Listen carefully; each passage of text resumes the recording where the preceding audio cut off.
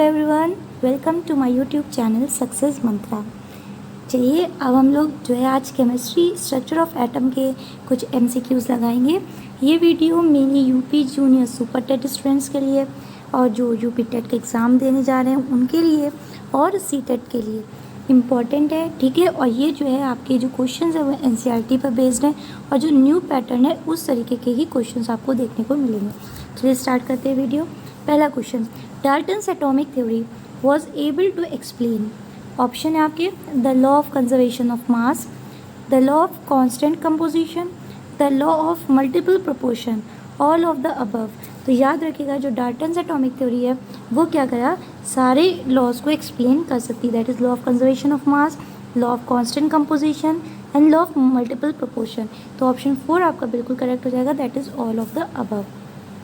चलिए question number 2, पहले आप अपने आप से कोशिश करिए लगाने की कि क्या होगा इसका आंसर, और जो है फिर उसके बाद देखिए कि आपका आंसर सही होता है कि गलत होता है।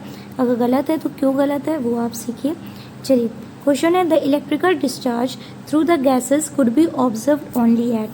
तो ऑप्शन है आपकी very low pressure and very low voltage, very high pressure and very high voltage, very high pressure and very low voltage, very low pressure and very high voltage.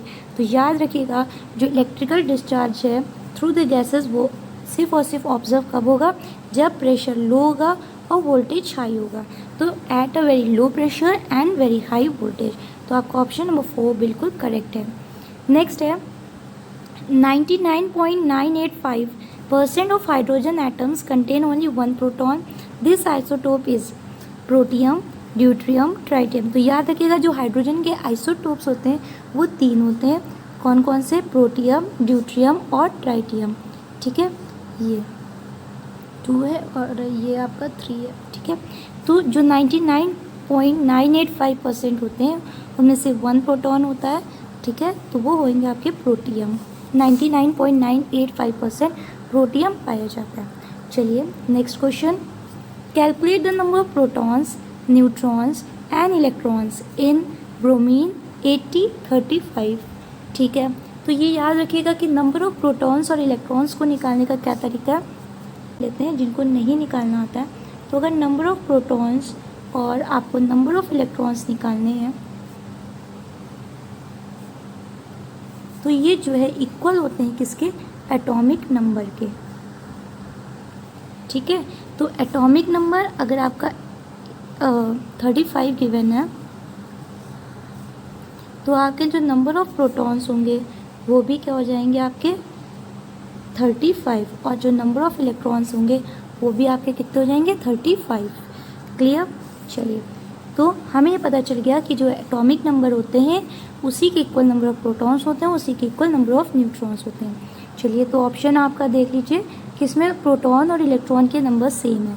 तो जो पहले 2 ऑप्शन है प्रोटॉन 80 दिया है, electron 80 दिया है, तो 80 होगा नहीं, जो ऊपर दिया होता है, जो ये नीचे दिया है 35 ये 80, तो ये जो दिया है ये आपका है एटॉमिक नंबर एंड जो 80 दिया हुआ है ये आपका है एटॉमिक मास।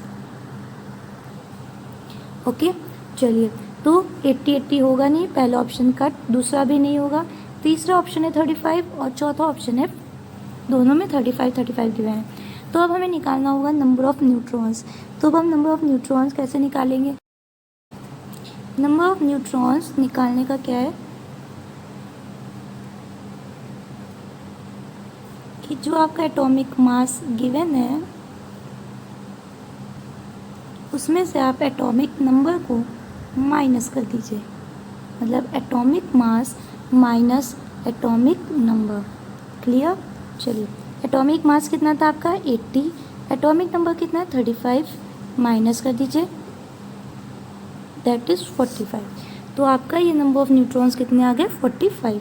आई थिंक आपको क्लियर हो गया। अब चलिए देख लेते हैं तो ऑप्शन आपका कौन सा करेक्ट हो जाएगा, that is option number 4, that is protons 35, electron 35 and neutrons कितने हो गए 45।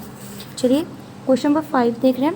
Thompson suggested that the amount of deviation of the particles from their path in presence of electrical or magnetic field depends upon, किस पर depend करता है? चलिए देखते हैं जल्दी से। पहला है the magnitude of the negative charge on the particle, the mass of the particle, the strength of the electrical or magnetical field. And the options are first and second and third, first and third, all of these. तो ये हो जाएंगे आपके तीनों statement बिल्कुल correct है, तो आपका ऑप्शन नंबर 4 इज़ करेक्ट. ठीक है, फोर्थ ऑप्शन आपका सही है. चलिए नेक्स्ट क्वेश्चन देखते हैं. विच of the following statement about the electron is incorrect. तो इलेक्ट्रॉन का मतलब इन चारों स्टेटमेंट में इलेक्ट्रॉन के लिए कौन सा स्टेटमेंट इनकरेक्ट है. ठीक है, इनकरेक्ट. पहला, it is a negatively charge particle. ठीक है, निगेटिवली चार्ज पार्टिकल है. The mass of electron is equal to the mass of neutron. जी नहीं, the mass of proton is equal to the mass of the neutron. तो ये हो गया आपका इनकरेक्ट, तो यही आपका हो जाएगा करेक्ट ऑप्शन. थर्ड है, it is a basic constituent of all atom. ठीक है, it is a constituent of cathode ray. जी हाँ, बिल्कुल सही है. तो आपके तीनों ऑप्शन सही हैं और जो है आपका ऑप्शन नंबर 2 इनकरेक्ट है, तो यही इसका करेक्ट आंसर हो जाएगा. चलिए next question. Consider the following statement.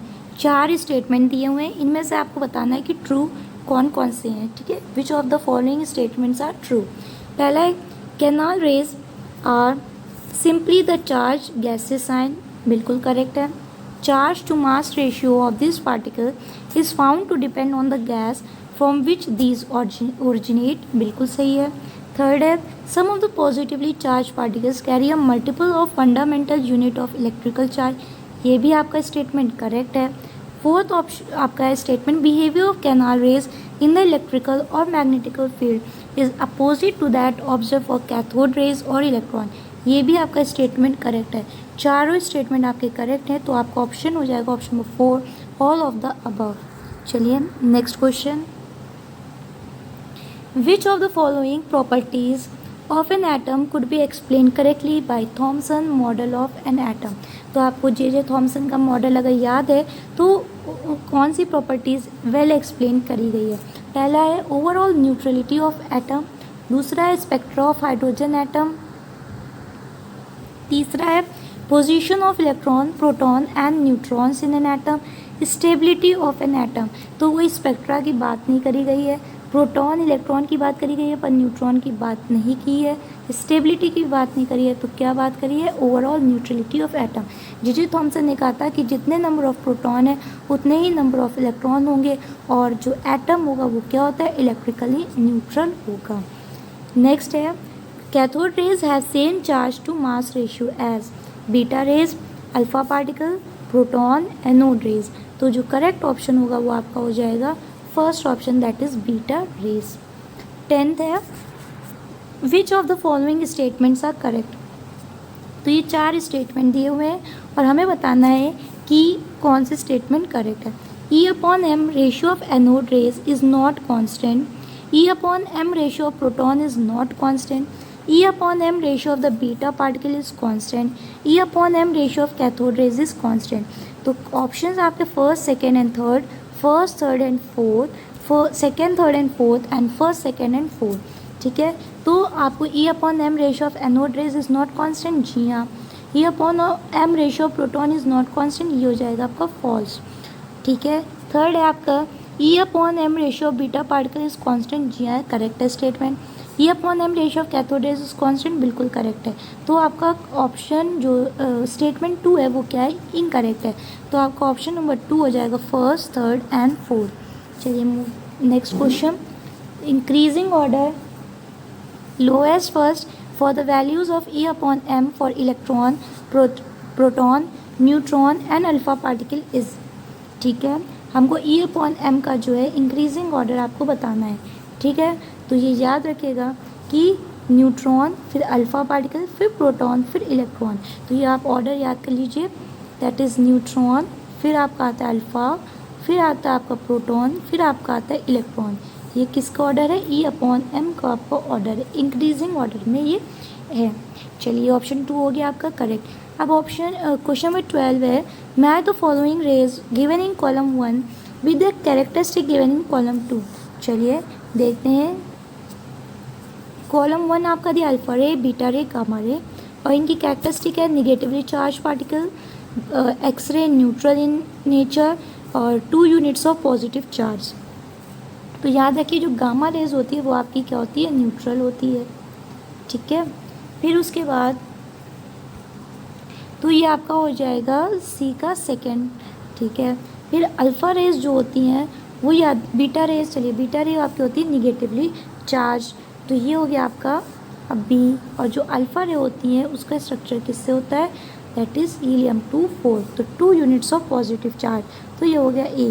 तो बी का 1, सी का 2, ए का 3, दैट इज़ आपका ऑप्शन नंबर 4 करेक्ट है, ठीक है।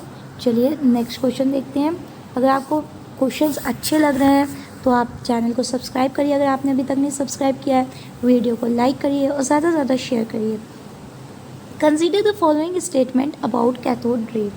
चलिए पहला है these moves from cathode to anode, these are visible rays, television picture tubes are cathode ray tubes, in the absence of electrical और magnetic field these rays travel in a straight line. Option है आपके first, second and third, second, third and fourth, first, third and fourth, all of the above. जल्दी से बताइए कौन से statement इसके जो है करेक्ट हैं, ठीक है। तो पहला आपका है 13 का आपका हो जाएगा ये, that is moves from cathode to anode, जी हाँ बिल्कुल सही है। These are the visible rays, जी नहीं। फिर है टेलीविजन पिक्चर ट्यूब में कैथोड रे ट्यूब होता है, जी हाँ बिल्कुल सही है। और इलेक्ट्रिकल और मैग्नेटिक फील्ड की एब्सेंस में स्ट्रेट लाइन में ट्रैवल करती है, जी हाँ बिल्कुल सही है। तो ये आपका ऑप्शन नंबर हो जाएगा first, third and fourth, that is option number 3, okay. चलिए next question, which of the following pairs have identical values of E/m, proton neutron, proton deuterium, deuterium alpha particle and electron and alpha rays. तो ये किसका हो जाएगा, that is option 3, that is deuterium and alpha particle की E/m values क्या होती हैं, identical होती हैं। अभी हमने इनका इसका ऑर्डर भी देख चुके हैं तो याद रखिएगा। नेक्स्ट है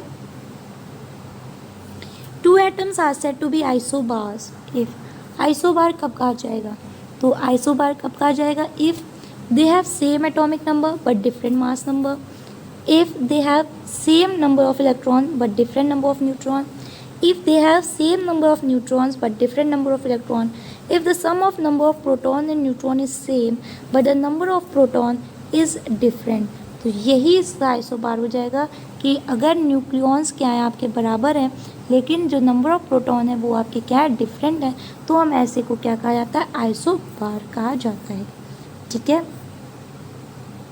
ठीक है, अगर एटॉमिक नंबर सेम है आपका और मास नंबर डिफरेंट है तो इनको हम लोग क्या कहते हैं, याद रखिएगा आइसोटोप्स कहा जाता है।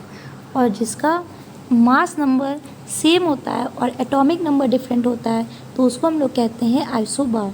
तो अगर आप याद रखें तो नंबर ऑफ प्रोटॉन से आपको क्या मिल जाएगा, एटॉमिक नंबर, तो एटॉमिक नंबर डिफरेंट होता है और सम ऑफ प्रोटॉन्स एंड न्यूट्रॉन्स आपको क्या बताते हैं, एटॉमिक मास, ठीक है।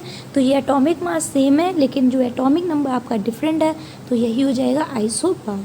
जी हाँ, आजकल ऐसे ही क्वेश्चन पूछे जा रहे हैं, स्ट्रेट क्वेश्चन नहीं पूछे जाते हैं कि आप स्ट्रेट उसका आपको क्वेश्चन दिख के आंसर दिख जाए कि एटॉमिक मास और एटॉमिक नंबर दिखा, बस हमने टिक लगाया। बहुत अच्छा क्वेश्चन है। तो अगर आपको क्वेश्चन पसंद आ रहे हो तो चैनल अगर आपने अभी सब्सक्राइब नहीं किया तो जल्दी से सब्सक्राइब करिए, लाइक करिए और शेयर करिए। नेक्स्ट क्वेश्चन है, which of the following is correct. ये 4 ऑप्शन है, इसमें आपको करेक्ट बताना है। पहला है आइसोटोप है, हाइड्रोजन 1 और हीलियम, कार्बन और नाइट्रोजन आपके आइसोटोप्स हैं, पोटेशियम और कैल्शियम आपके आइसोटोन हैं, फ्लोरीन और सोडियम आइसोडैफर्स हैं। तो बताइए क्या होगा, करेक्ट कौन सा होगा, तो ये हो जाएगा option number 3, that is isotones. अगर हम इनमें नंबर ऑफ़ न्यूट्रॉन्स निकालेंगे तो नंबर ऑफ़ न्यूट्रॉन्स क्या होंगे, दोनों में 40-40 निकलेंगे, जो कि बिल्कुल सही है। आइसोटोप्स में देखिए क्या होता है, आपका एटॉमिक नंबर सेम होता है और मास नंबर डिफरेंट होता है, जबकि इसमें उल्टा दिया हुआ है, ठीक है, तो ध्यान रखिएगा। तो ऑप्शन नंबर 3 आपका बिल्कुल करेक्ट है, जिन्होंने ऑप्शन 3 लगाया वो बिल्कुल सही है। नेक्स्ट क्वेश्चन है, many elements have non integral atomic masses because, ठीक है, their isotopes have same number of neutron, their isotopes have non integral masses, they exist as isotope, they are constituent neutrons, protons and electron combined to give fractional masses। तो बताइए कौन सा आपका आपने option लगाया।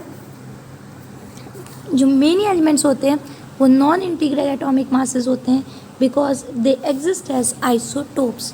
Option 3. Next question है R.M. Millikan determine the charge on the electron. Next है found the value of charge on the electron is 1.6 into 10 की power minus 19 coulomb. The correct statement is 1, 2, both 1 and 2, none of the above. तो जो Millikan ने थे उन्होंने determine the charge on the electron, जी हाँ, and the जो value निकाली थी चार्ज की तो वो क्या निकाली थी 1.6 इंटू 10 की पावर माइनस 19 कूलम. तो both statement are correct, that is both 1 and 2. Next है on bombarding a beam of alpha particle on the beam of the gold sheet, a few particles get deflected where most of them go straight and remains undeflected. The reason is nucleus occupies much smaller volume as compared to the volume of the atom. The force of repulsion on fast moving alpha particle is very small. The neutrons in the nucleus do not have effect on alpha particle. The force of attraction on alpha particle by the positively charged electron is not sufficient. अगर आपको याद हो alpha particle gold sheet, तो ये किसकी बात हो रही है, that is Rutherford atomic model की बात हो रही है. ठीक है, रदरफोर्ड एटॉमिक मॉडल में क्या कहा गया था कि 3 तरीके की रेज होती हैं कि कुछ रेज स्ट्रेट चली जाती हैं, कुछ रेज क्या होती हैं जाती हैं, और इसे देखिए कुछ रेज़ आपकी स्ट्रेट चली जाती हैं, कुछ रेज़ क्या होती हैं जाती हैं और फिर रिबाउंड हो जाती हैं, और कुछ डिफ्लेक्ट होती हैं कुछ एंगल पर. ठीक है, तो इन्होंने ये 3 चीज़ें बताई थी. अब इन्होंने यहाँ पे क्वेश्चन जो पूछा है वो पूछा है a few particles get deflected where most of them go straight and remains undeflected. क्यों होती हैं? क्योंकि जो न्यूक्लियस बीच में होता है, ठीक है, क्योंकि हीलियम पार्टिकल और एटम भी आपका जो न्यूक्लियस होता है वो भी कैसा है पॉजिटिव. तो पॉजिटिव क्या होंगी रिपेल हो जाती है. तो जो nucleus occupies much smaller volume as compare to the volume of atom. तो ये बहुत कम होता है as comparison to the atom, size of the atom. इसलिए क्या होता है कि कुछ जो है डिफ्लेक्ट कर जाती हैं, कुछ स्ट्रेट चली जाती हैं और कुछ रिबाउंड हो जाती हैं. विच ऑफ द फॉलोइंग, तो आपका ऑप्शन नंबर 1 बिल्कुल करेक्ट है. तो जिन्होंने ऑप्शन नंबर 1 लगाया है वो क्या है, बिल्कुल करेक्ट है. नेक्स्ट है which of the following conclusions could not be derived from Rutherford's alpha particle scattering experiment. Most of the space in the atom is empty. The radius of the atom is about 10 की power minus 10 meter, while that of nucleus is 10 की power minus 15 meter. Electrons move in a circular path of fixed energy called orbits. Electrons and the nucleus are held together by electrostatic force of attraction. ठीक है, तो कौन सा conclusion नहीं निकला था? तो ये जो ऑर्बिट वाला है फिक्स्ड एनर्जी वाला, ये नहीं निकाला था. ये किसने दिया था? ये दिया था बोर्स ने. याद करिए, जी हाँ, नील बोर्स ने दिया था कि जो इलेक्ट्रॉन्स होते हैं वो फिक्स्ड एनर्जी में मूव करते हैं सर्कुलर पाथ में, और उनको हम लोग क्या कहते हैं, ऑर्बिट्स कहते हैं. जबकि रदरफोर्ड जी ने ऑर्बिट का और इलेक्ट्रॉन के मूवमेंट का कोई भी चीज़ नहीं बताया था. उन्होंने न्यूक्लियस को डिस्कवर किया था और 3 चीज़ें उनके एक्सपेरिमेंट में निकाली गई थी. चलिए नेक्स्ट क्वेश्चन देखते हैं. Rutherford alpha particle scattering experiment eventually concluded that mass and energy are related. Neutrons are buried deep in the nucleus. Electrons occupy space around the nucleus, and the point of impact with matter can be precisely determined. तो क्या चीज़ conclude करी गई थी? That is electrons occupy space around the nucleus. That is option number 3. Okay, चलिए लेते हैं जिनको नहीं निकालना आता है. तो अगर नंबर ऑफ प्रोटॉन्स और आपको नंबर ऑफ इलेक्ट्रॉन्स निकालने हैं तो ये जो है इक्वल होते हैं किसके? एटॉमिक नंबर के. ठीक है, तो एटॉमिक नंबर अगर आपका 35 गिवन है तो आपके जो नंबर ऑफ प्रोटॉन्स होंगे वो भी क्या हो जाएंगे आपके 35, और जो नंबर ऑफ इलेक्ट्रॉन्स होंगे वो भी आपके कितने हो जाएंगे 35. क्लियर? चलिए, तो हमें ये पता चल गया कि जो एटॉमिक नंबर होते हैं उसी के इक्वल नंबर ऑफ प्रोटॉन्स होते हैं, उसी के इक्वल नंबर ऑफ न्यूट्रॉन्स होते हैं. चलिए, तो ऑप्शन आपका देख लीजिए किसमें प्रोटॉन और इलेक्ट्रॉन के नंबर सेम है.